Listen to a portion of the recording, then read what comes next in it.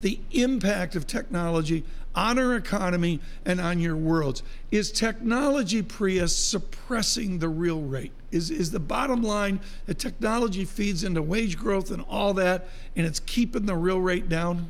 I think it's keeping inflation expectations low, so that's certainly keeping nominal rates lower. I think real rates, to some extent, I would say technology should be increasing productivity. But if what you're seeing is sort of a huge gap between the haves and the have-nots, there's a lot of technology among certain companies, but is it actually rendering a large part of the workforce useless? That's right where I wanted to go, Brian. And the technology seems to be winning for, it's a great earnings season again. I mean, technology is the reason. It's a very good earnings season, and it's not just on the bottom line. We're seeing sales, so it's not just about the tax cuts. The sales look good. So, but I don't think that means that we don't see any type of cyclical inflation pressures in the United States. I mean, we've got a pretty tight labor market, and so we're seeing inflationary pressures rise a bit. I think that's probably good news at this point in the cycle. It causes a little bit of concern in the equity markets as rates go up. But I think we're actually in a pretty healthy part of the economy right now, and if you look at earnings, particularly in the technology sector, continues to be quite good.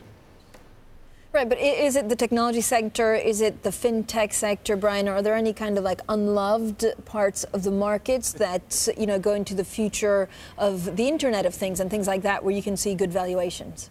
Well, certainly when you mention the financials, I mean, the financials have been a more reasonably priced part of the market. A lot of that was some of the onerous regulation in the aftermath of the 2008 financial crisis.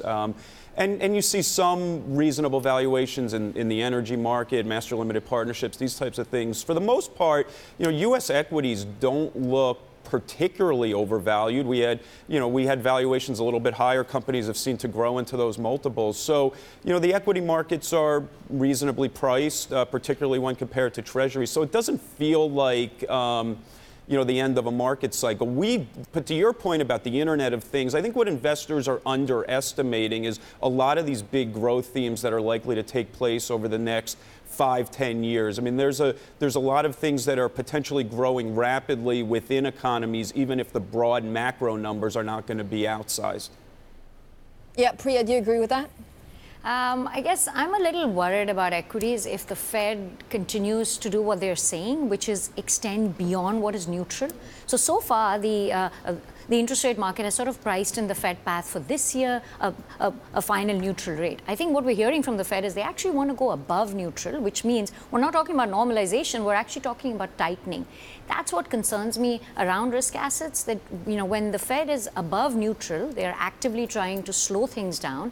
Do you then start seeing risk assets begin to price in a slowing economy?